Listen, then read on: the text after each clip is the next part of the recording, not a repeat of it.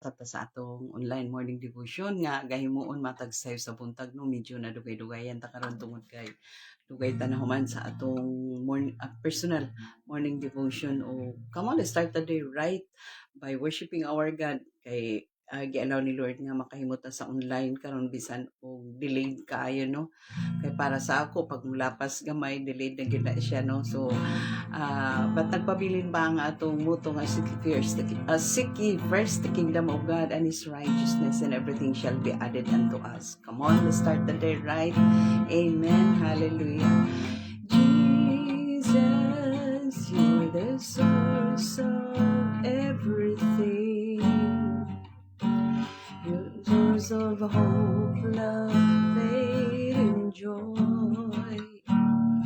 You're the keeper of my soul,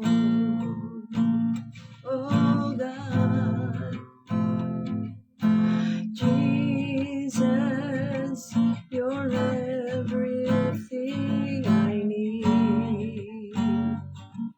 In every day I live, you're always here for me.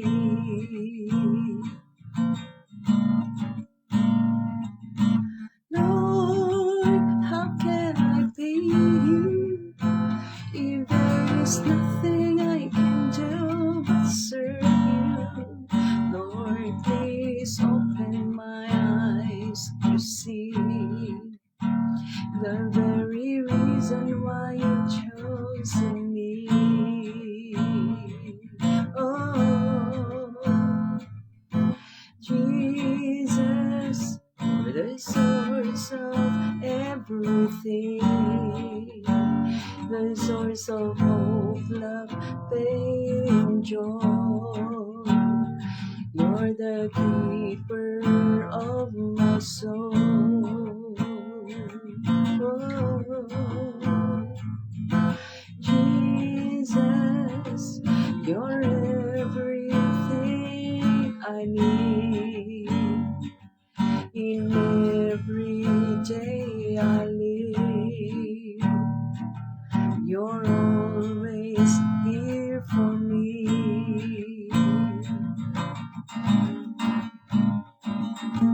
Lord, how can I be you if there is nothing I can do but serve you? Lord, please open my eyes to see the very reason why you chose me.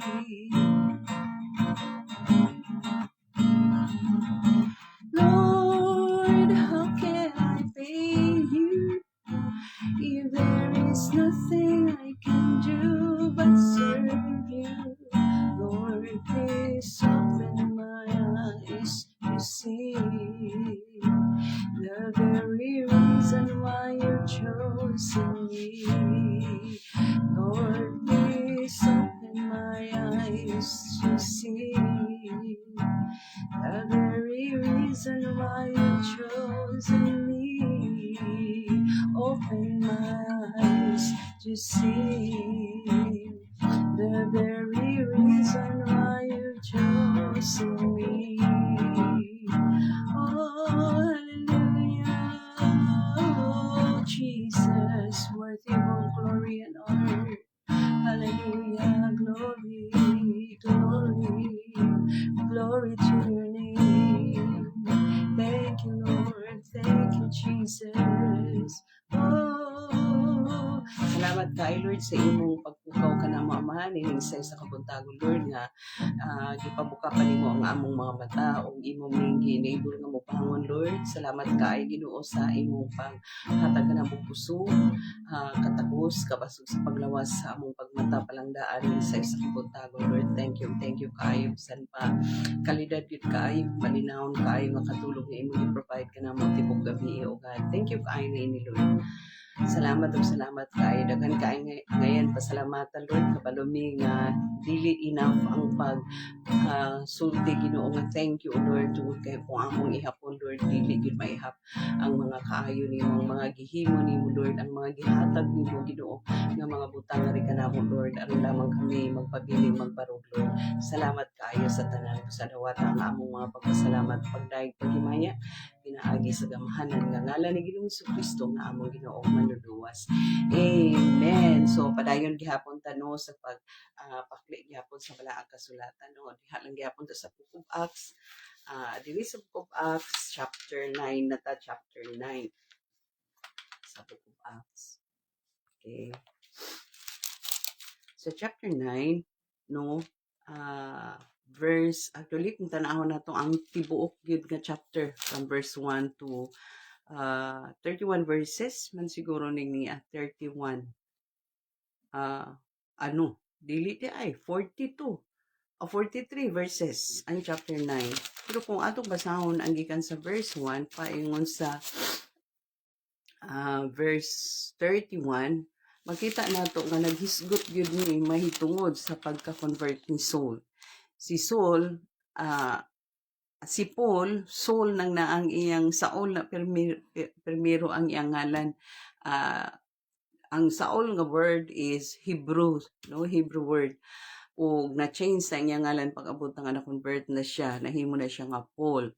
O nakita nato sa previous nga chapter, sa chapter 8, nakita gid nato may suon nga or even sa dili la pa lang ta nagbasa sa Book of Acts, nakita na nato sa history no nga si Paul is the number one important person sa throughout history of the Christian faith during that time, no? Usa siya sa pinaka-importante kaayo nga tao sa tibuok history sa Christian faith. Tungod kay siya baya, grabe ang iyang conversion, direct conversion. Si Jesus mismo nag-encounter siya. Grabe ang iyang personal encounter with the Lord dito sa dalan sa Damascus, no? Then nakita nato siya ang previous niya kinabuhi nga grabe gid siya ka manglulutos gid kayo siya. In fact, siya ang gigamit nga instrumento nga nag-approve, nag-consent sa kamatayon ni Stephen pinaagi sa pagpatay nini, pinaagi sa pagbato, or even he was the one responsible of persecuting all the Christians during that time, no? Kay grabe siya ka-devoted kaayo sa ilang reliyon nga to the extent nga siya gyud ang mangunay sa paglutos, no? Sa mga Kristohanon during that time. Grabe ang iyang kinabuhi. But nakita po dato sa history no nga Paul is aside nga importante siya nga tao sa history sa Christian faith, nahimo po siya nga author sa 13 books out of 27 books in the New Testament, no? 13 ka book ang iyang nasulat, no, out of 27 books in the New Testament. So inaana si Pablo ka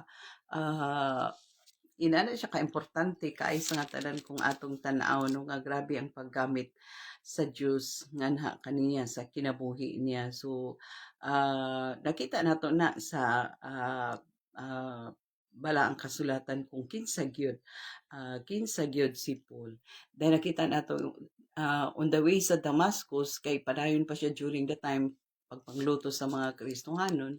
On the way sa Damascus, gi-encounter siya ni Ginoong Hesus, and that was the time that he was converted, kay nabuta siya.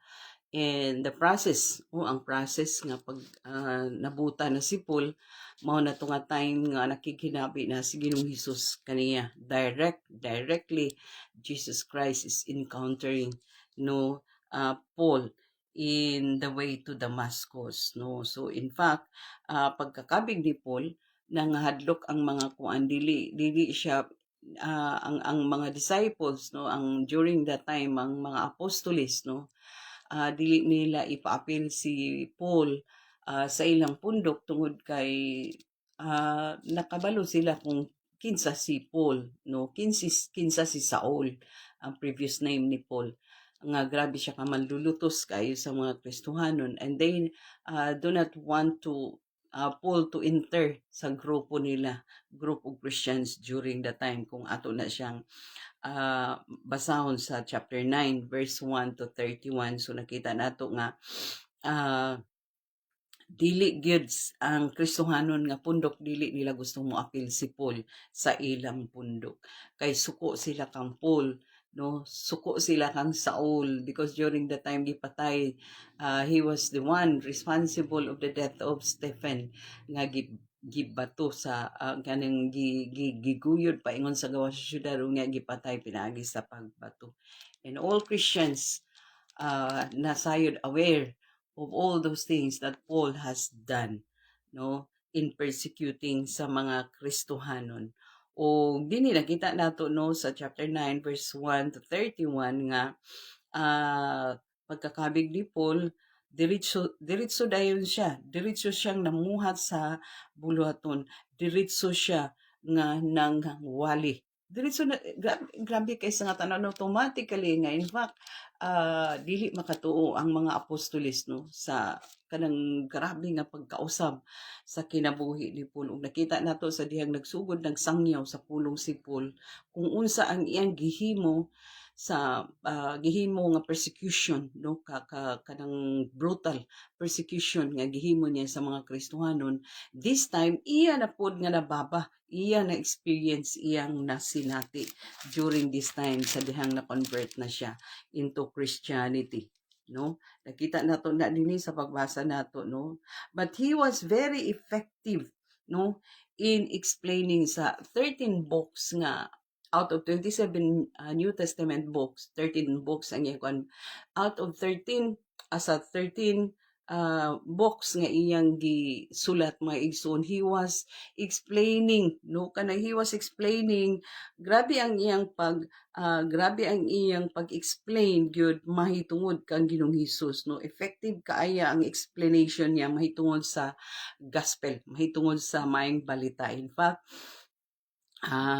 kita gabasa gyud ta ani nga amazing kaayo nga pag-explain niya mahitungod sa maayong balita or mahitungod sa gospel, no? And also sa ato nagkikaingon mga igsoon nga nagatubang kanunay siya while preaching the gospel, no, gaatubang siya kanunay sa mga brutal persecution against the Jews, no, against the Jewish people, kay ngano mao pud ni ang iyang ginahimo kaniadto, no, sa wala pa siya na convert. So pagka-convert niya, kung unsa ang iyang gipugas during those time, mao po iyang naani, no, nga nakita nato nga to the extent, no, to the extent nga gi-arrest siya sa ilang balay, no, and ang advantage no nga gi-arrest siya sa ilang balay tungod kay nakasulat hinuon siya og daghang mga sinulat, no, while he was under house arrest. Unya hangtod na priso siya sa Roma, no, until finally he was being martyred, no, he was being martyred for his faith, no. Grabe ang nangaagian gyud ni Paul nga mga brutal persecution, no, against the Jewish kaning group and people, no, kay mao po ni ang iyang gihimo sa mga Kristohanon during those times sa Saul pa siya, no, nga wala pa siya na convert into Christianity. But what is amazing on the life of Paul, because ang pagka-convert niya, no, gi-encounter siya, personal encounter ang nahitabo dito sa road to Damascus while ga-travel siya. Nagiinan siya ni Lord nga, why Saul, why have you persecuted me, no? And then automatically niyon siya Lord, no? So makita na to nga dili siya totally innocent mahitungod kang Jesus. Kay nganong nakaingon man siya nga Lord, no? Nin siya nga who are you, Lord? Ana, no? So partly aware siya mahitungod kang Ginoong Hesus, because Jesus Christ is Lord, no? Jesus Christ is Lord. Unya Amo ni ang iyang respond during the time nga nakadungog siya tingog nga kanang Saul, why have you persecuted me? But pasabot ni Ginoong Hesus nga ang church gi-persecute. So when a person persecute the church, it's not actually the people, but Jesus Christ is the one uh, persecuted. No, kung ang usa ka tawo mo persecute sa church, like for example karong mga panahon na dunay mga tawo nga mo persecute sa mga tinukod, no, nga mga gi-establish nga church gyud. um Makita nato dinhi, no, base diri sa atong gibasa nga dili gid actually di ay ang church ang gi-persecute, kundi si Ginoong Hesus gid actually ang persecute during those times. So pag-ingon ni Jesus nga, why have you persecuted me, it is not actually the church or the apostles nga gi-persecute ni Saul during the time, but it is actually Jesus Christ. Kaya gi-encounter man niya si Juan. So si Saul. Pero grabe kaayo grabe kaayo ang amazing kaayo nga paggamit ni Ginoong Hesus kang Paul, because diretso si Paul nagsugod og lakaw sangyaw, no, from a part of Judea, no, the nation of Judea, no, the city of Judea, Samaria, and then daghan pa nga mga dapit din nag-adto si Paul sa uh, mao nga dapit aron sa pagsangyaw, no. Saul proclaims Jesus in synagogues, bisan sa mga sinagoga, no, lisod na kay na kay pundok sa mga sinagoga, lisod kay na, pero nagsangyaw si Paul dito, gi-proclaim niya ang message, no. Sa 20 na siya, sa verse 20, sa 23 nakalabang si Paul kay ginabutangan siya plat, no, ginakuan siya nga patyon siya, no. So grabe gyud ang iyang kuan, kay mao ni iyang gipugas during those times sa dili he was not yet converted. So sa 23 ang the Jews, no, plotted to kill him sa 23 niya, but their plot became known, nahibaluan diretso ni Paul. That's why gitabangan siya sa mga disciples, no. Pagkagabi gitabangan siya sa mga disciple nga ikuan siya, ipasibat siya sa gamay lang nga bangag, no. Gikuan siya, gisulod siya sa basket, no, yan din gikuan siya sa gamay nga bangag para makasibat siya, no. So in verse 26, ang kinabuhi ni Paul sa diyang naana sa Jerusalem na po, no, and when he had come to Jerusalem, he attempted to join the disciples. Muna akong gingon, wala siya dawata diretso, no, but thanks be to God kay gigamit sa Ginoo si Barnabas, no, para moy mo kuan sa iya nga moy mo declare sa iya nga he was really truly a Christian na Christian na si Paul. And then finally, gidawat na dayon sa mga apostoles si Paul. So naka-join na siya sa grupo. And then pag-abot sa 32, no, pag-abot sa 31 kay 31 ratataman. So the church throughout all Judea and Galilee, also Judea, Galilee, Samaria, no, had peace, was being built up and walking in the fear of the Lord and in the comfort of the Holy Spirit. Wala na ang kahadlok tungod kay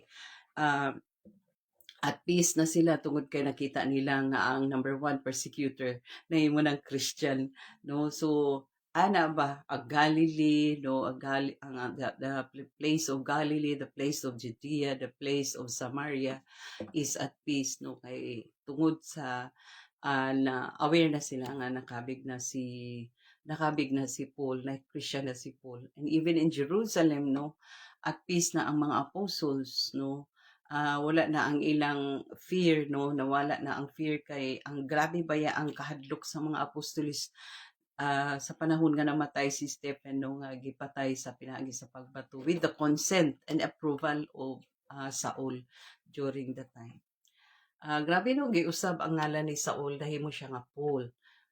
So inana ba makita nato nga kaning ang kinabuhi ni Paul nahimo gyud nga, nahimo bitaw nga example, no, nga kanang bold yun nga mo sangyaw nga kung unsa siya ka grabe ka persecutor sa previous niya nga kinabuhi mo pod siya ka grabe ka strong pod kaayo ang paggamit sa Ginoo sa iyaha, no. Kung luwason gid ang usa ka tawo, no, kung kwaon gid ni Ginoong Hesus ang usa ka tawo gikan sa daan niyang kinabuhi nga gamiton niyang makusganon like Paul, bisan unsa pala gid, bisan unsa pa kadaghan kaysa sala kay grabe gid siya, mopatay gid siya tawo, no. Pero gigamit siya sa Ginoo nga makusganon. Amen sa atong kinabuhi pod. Unsa gud ang atong kinabuhi sa previous nato nga kinabuhi walay nada, no. Angayan lang kaulitan, kapungtan, susama kang pool, angayan lang dumtan sa mga tao, no, kay number one persecutor. Pero sa pagkakabig, gigamit nga makusganon. So, sinana po siguro ang atong kinabuhi, unsa gud ang atong kinabuhi, ang daan nato nga kinabuhi. Pero sa bago natong kinabuhi, gigamit ta sa Ginoo makusganon, no, just like Paul. Amen. O ginaot nga natay nakutlo karon, no, sa kamubo sa atong pag-share o mag-ampo ta labing balaan gamhanan mahigugmaong lagit mo na among amahan. Nagapasalamat kami kaayo Ginoo Lord sa imong mga pulong Ginoo nga ipasabot kanamo Ginoo as a challenge to us Lord how to live a Christian life Lord like Paul Ginoo nga magasangyaw with boldness ugad sa imong maayong balita Lord mahitungod kang Ginoong Hesus. Salamat ug salamat kaayo ni ana Lord nga nahimo Ginoo nga example ang bagong kinabuhi ni Paul nga rin ka namo Lord God. Thank you kay niya na bisan pa man naga-pray kami karon Lord sa mga kaigsuonan nga magatrabaho sa office, pribado o publiko nga office o God nga imo silang tabangan Ginoong gaan ra ang ilang pagdumala sa ilang trabaho sa opisina o bani sila, gamhi sila. Bisan pa sa mga kaigsuonan nga mga estudyante o Lord, bani usab sila proteksyon ni sila Ginoo Lord sulod sa school labi na ang mga kabataan preschooler, elementary, high school Lord wala sila igo nga kantakos nga dependihan ang ilang kaugalingon gikan sa mga plano buhat sa kaaway Ginoo panaa ka nga magaprotektar kanila sa mga college usab nga mga students Lord nga nanginahanglan og mga balayro nun sa ilang school mga expenses mga balayro nun sa school ikaw mag-provide usab bisan pa sa comprehension nga makapasar sila sa ilang mga exam bisan pa sa mga teacher Ginoo Lord uban usab ang mga teacher gamhi dihugi usab sila tagay sila kusog katakos makaya nila ang pagdumala sa classroom kay daghan kay mga estudyante Ginoo sa classroom o dili kaya kung sa ilan ang kaugaling katakos apan salamat kay Lord nga gamhan nimo ang mga teacher namo nga mga kaigsuonan aron makaya nila paghandle ang ilang classroom bisan pa mga kaigsuonan namo nga naay mga online nga trabaho Lord salamat usab padayon ka nga magagahom kanila padayon ka mag-provide og wisdom and knowledge Ginoo sa imong mahal nga pulong aron Lord nga diha sa online bisan gatrabaho sila sa ilang trabaho diha sa online apan makahigayon sila pagpugas sa imong mahal nga pulong diha sa online gamita sab silang makusganon diha sa online bisan pa man mga kaigsuonan nga naay business nga gipang manage og God tugod ti Ginoo nga himuon kanila Ginoo nga partner sa ilang business Ginoo kay naragid kanimo ang power to prosper Ginoo ug aron moasenso sila sa ilang business tungod kay partner kanila Ginoo muna mo mga pagampo as long as they continue to honor you sa ilang business ipaasenso sila Lord mo ni among mga prayers dalaygon ka Lord sa walay katapusan walay lain mapasidunggan ining tanan ikaw ra gyud Lord dawata nga among mga pagpasalamat pagdaig paghimaya pinaagi sa gamhanan nga ngalan ni Ginoong Jesucristo nga among Ginoo ug manluluwas. Amen. God bless us all until next morning.